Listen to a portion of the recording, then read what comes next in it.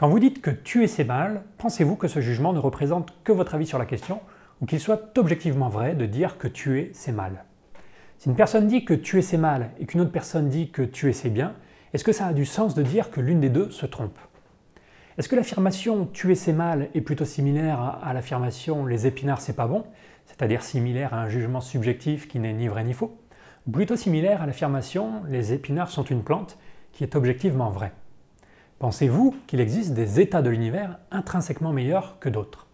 Imaginez un énorme livre qui contiendrait toutes les lois de l'univers, la relativité générale, la théorie de l'évolution, les principes de la thermodynamique, etc. etc. Est-ce que vous pensez que dans ce livre se trouveraient aussi des principes moraux que la science finira par découvrir? Et pensez-vous que même si aucun humain n'existait dans l'univers, ces principes moraux resteraient vrais? Voilà quelques-unes des questions auxquelles essaient de répondre les chercheurs qui bossent sur ce qu'on appelle la question du réalisme moral.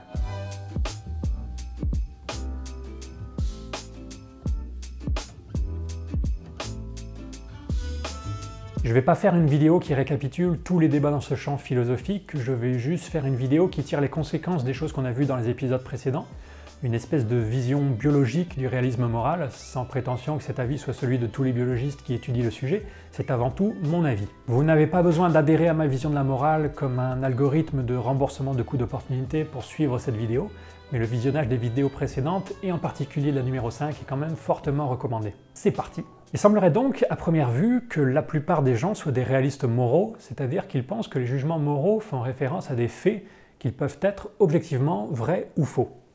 Et on est intuitivement porté vers le réalisme moral, entre autres parce qu'on sent bien que ce n'est pas la même chose de dire que les épinards c'est bon que de dire que laisser un enfant se noyer c'est bien. Si quelqu'un me dit que les épinards c'est bon, alors que moi je trouve ça dégueulasse, je vais dire ok pourquoi pas, c'est ton avis, chacun ses goûts, ça n'est ni vrai ni faux. Mais si quelqu'un me dit que c'est ok de laisser se noyer un enfant, je vais le rejeter fortement et très difficilement envisager qu'il puisse avoir raison. On en revient à cette spécificité de la morale qu'on avait identifiée dès le premier épisode de la série, qui est que la morale semble exister en dehors de nous, qu'elle ne dépend pas de nous, qu'elle semble être plus qu'un avis. Mais d'un autre côté, quand on y réfléchit, le réalisme moral est bizarre. Cette affirmation qu'il puisse y avoir des faits moraux ou des lois morales qui puissent être découvertes par la science est très bizarre et se heurte en particulier à la guillotine de David Hume. David a fait remarquer qu'il n'est logiquement pas possible d'inférer un doigt à partir d'un « et ». La seule chose que nous apprend la science, c'est ce qui est dans le monde. La seule chose à laquelle nous avons accès, nous autres pauvres humains, c'est ce qui est dans le monde. On voit des choses qui sont autour de nous. On voit que, tiens, un enfant est en train de jouer au bord de l'eau. On voit que, tiens, cet enfant se penche au-dessus de l'eau. On voit que cet enfant est maintenant tombé dans l'eau. On voit que cet enfant est maintenant en train de se noyer. Et là, d'un seul coup, on pense qu'il faut sauver cet enfant. Mais comment a-t-on fait le saut de ce qui est à ce qui doit être? Comment est-on passé de cette série de descriptions du monde, de ce qui est, à une injonction sur ce qu'il faut faire? On ne sait pas, et d'ailleurs on ne peut pas faire ce saut sans avoir recours à d'autres prémices morales, c'est là tout l'argument de Hume. Alors comment faire pour donner du sens à ce schmilblick?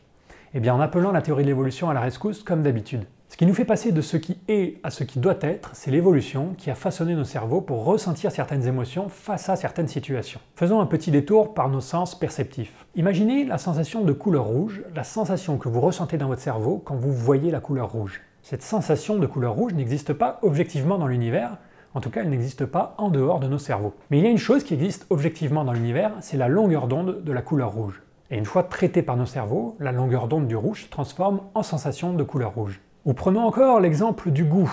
Les aliments objectivement bons dans l'univers n'existent pas. Vous trouverez jamais dans le grand livre imaginaire qui regroupe toutes les lois de l'univers une liste d'aliments qui sont objectivement bons, en tout temps et en tout lieu pour tous les êtres vivants qui auraient goûté de cet aliment. Par contre, il n'existe dans l'univers des aliments objectivement riches en énergie ou qui possèdent certaines propriétés utiles pour certains êtres vivants. Et notre cerveau est façonné de telle sorte à repérer dans l'univers ces aliments, et sa façon de nous indiquer qu'on est en présence de tels aliments, c'est de nous procurer du plaisir quand on les goûte. Eh bien c'est pareil pour la morale. J'ai argumenté dans la vidéo 5 que notre cerveau a été façonné pour repérer certaines situations où des coûts d'opportunité ne sont pas remboursés, et que le résultat de ce façonnage s'appelle le sens moral. Et si je ne vous ai pas convaincu, vous pouvez remplacer cette définition de la morale par une autre définition qui est à vos faveurs. Ça n'a pas beaucoup d'importance, mais pour la suite de cette vidéo, je vais faire comme si j'avais raison et que la morale était réellement une affaire de coûts d'opportunité. Eh bien, on peut remarquer que ces situations où des coûts d'opportunité ne sont pas remboursés sont des états objectifs de l'univers. Ce sont des états très durs à mesurer, parce que les coûts d'opportunité sont très durs à mesurer. Mais en théorie, on devrait être capable de dire « Tiens, tel être vivant avait telle opportunité au départ, et en choisissant cette option, il a reçu tel bénéfice. Donc finalement, il a été ou n'a pas été remboursé de ses coûts d'opportunité. » On est capable, objectivement, par un calcul, de dire si un organisme a subi des coûts d'opportunité. Et même si on supprimait l'humanité dans un claquement de doigts, même si plus personne dans l'univers n'était capable de ressentir des émotions morales, il resterait dans l'univers des organismes qui payent effectivement des coûts d'opportunité et d'autres qui n'en payent pas. Bref, il resterait de la morale dans l'univers. Ce qui est l'occasion de ressortir ma distinction entre motivation ultime et proximale que je vous ai déjà rabâchée et présentée comme très importante. Si vous demandez à un biologiste, ou tout du moins à un biologiste qui pense à peu près comme moi, si la morale existe de façon objective dans l'univers, il va vous répondre que ça dépend de ce dont vous parlez quand vous utilisez le mot morale. Si vous parlez de la sensation de morale que l'on ressent dans notre tête, alors la réponse est probablement non. Si vous supprimez l'humanité, alors cette sensation disparaît de l'univers. Il est possible aussi que cette sensation soit subjective dans le sens où deux êtres humains peuvent ne pas ressentir exactement la même chose. Mais si vous parlez des stimuli que l'algorithme moral qui tourne dans notre tête a évolué pour repérer, alors ces stimuli persistent, que l'humanité soit présente ou non, tout comme la longueur d'onde du rouge ne disparaît pas de l'univers si on supprime tous les organismes capables de voir le rouge. C'est dans ce sens qu'un biologiste pourrait dire que la morale existe de façon objective dans l'univers et que le réalisme moral n'est pas une position complètement farfelue.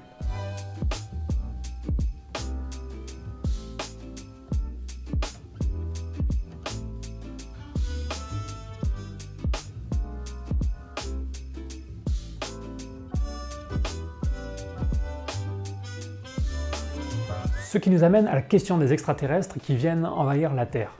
Quelles sont les chances pour que ces extraterrestres soient des êtres moraux, qu'ils comprennent ce qu'est le bien et le mal? Eh bien pour moi, ces chances sont très élevées. Avec un pistolet sur la tempe, je parierais sans hésiter qu'un extraterrestre qui débarque demain sur Terre est un être doué d'un algorithme cognitif qui lui fait voir le monde de façon morale et d'un algorithme de calcul de coûts d'opportunité en particulier. Pourquoi? Parce que si une espèce extraterrestre débarquait sur Terre, ce serait forcément une espèce extrêmement coopérative. On ne construit pas des vaisseaux spatiaux et on ne fait pas du voyage intergalactique en bricolant 3 fils de fer dans son coin. C'est une prouesse qui nécessite une coopération intense. Or, une coopération intense entre individus n'est possible que si ces individus sont dotés d'un algorithme cognitif capable de réguler ces interactions. Comme je vous l'expliquais dans l'épisode 5, si quand je coopère avec vous, vous ne me remboursez pas de mes coûts d'opportunité, je vais arrêter de coopérer avec vous tout simplement. Je n'ai, évolutionnairement parlant, aucun intérêt à vous aider si vous ne compensez pas les coûts que je paye quand je vous aide. Et donc au final, si la coopération n'est plus régulée par un sens moral, plus personne ne coopère et tout le monde est perdant. Donc si des extraterrestres ont réussi la prouesse de construire un vaisseau spatial, s'ils ont atteint un niveau de civilisation si avancé, pour moi ça n'est possible que s'ils sont équipés cognitivement d'un algorithme qui permet de rendre la coopération mutuellement avantageuse, c'est-à-dire s'ils sont équipés d'un sens moral.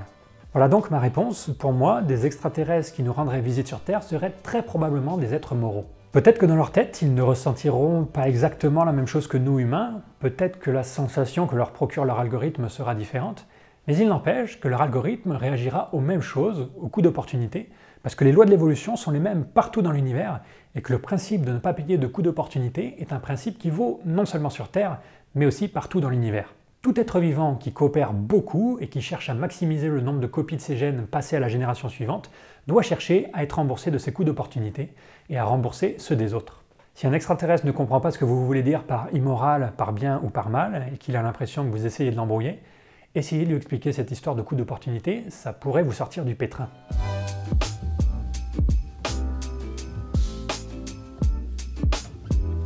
Et chose encore plus incroyable, si je devais parier, je dirais qu'il y a plus de chances qu'un extraterrestre connaisse la sensation de morale que la sensation de couleur rouge. Parce que la sensation de couleur rouge, ça peut dépendre des récepteurs que les extraterrestres ont au fond de l'œil. Peut-être que les récepteurs des extraterrestres ne sont pas exactement les mêmes que ceux des humains à cause des hasards de l'évolution, ou peut-être que l'environnement dans lequel ils ont évolué fait que la pression de sélection pour distinguer la couleur rouge n'a pas été aussi importante que sur Terre. Peut-être que ces extraterrestres voient toutes les mêmes couleurs que les humains sauf le rouge, ou peut-être qu'ils voient d'autres couleurs. On peut imaginer plein de découpages différents dans le cas de la perception des ondes lumineuses. Alors que dans le cas des coûts d'opportunité, il n'y a pas 36 sortes de coûts d'opportunité. Un coût d'opportunité est un coût d'opportunité, sur Terre comme sur Mars, et il y a donc plus de chances que l'on soit équipé du même module de détection de ces coûts d'opportunité que ces extraterrestres. Et ne soyez pas non plus trop rassurés de savoir que si des extraterrestres nous rendaient visite, ils seraient sûrement équipés d'un sens moral. C'est pas pour ça qu'ils ne décideront pas quand même d'éradiquer l'humanité en diffusant du Maître Gims en boucle sur des haut-parleurs géants. Car, petit rappel de la vidéo numéro 3, ce n'est pas parce qu'on a un sens moral qu'on se comporte forcément de façon morale, comme l'espèce humaine nous le rappelle chaque jour. Autre question intéressante, est-il possible d'expliquer la morale non pas à un extraterrestre, mais à un robot? Est-il possible de faire comprendre ce qu'est la morale à une intelligence artificielle? A priori, à un robot, tout ce qu'on peut lui fournir, c'est des informations sur l'état du monde, et donc on retombe sur la guillotine de Hume. On voit pas bien comment un robot pourrait inférer ce qui doit être à partir de ce qui est uniquement, sans également fournir au robot des prémices morales. Sauf si on lui fournit aussi l'information que les humains sont des êtres vivants, qu'ils ont été façonnés par la sélection naturelle, et que leur but, entre guillemets, c'est de maximiser leurs chances de survie et de reproduction. Quand je dis ça, je ne dis pas que c'est ce qui occupe la vie mentale des humains 24 heures sur 24, je dis qu'au niveau ultime, c'est le but de tout être vivant de se reproduire. Et c'est important de savoir ça parce que le concept de coût d'opportunité n'a de sens que dans une perspective de maximisation de quelque chose. Être remboursé de ses coûts d'opportunité est important uniquement s'il est important de maximiser quelque chose, et en biologie, ce que les êtres vivants maximisent, ou ont l'air d'essayer de maximiser pour être plus précis, c'est ce qu'on appelle la valeur sélective ou fitness en anglais.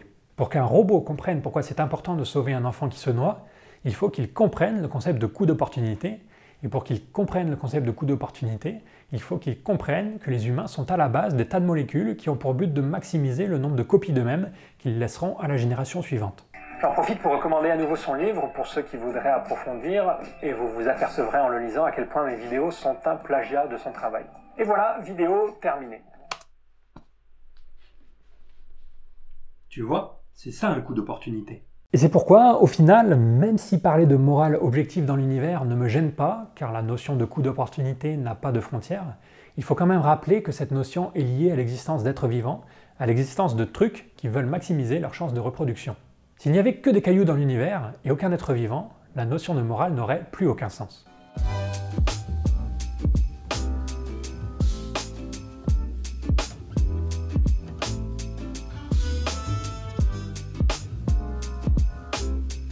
Vidéo terminée, pour une fois on va la garder pas trop longue. Cette série néanmoins n'est toujours pas terminée, j'ai décidé de vous faire une dernière vidéo pour récapituler tout ce qu'on a vu depuis le début.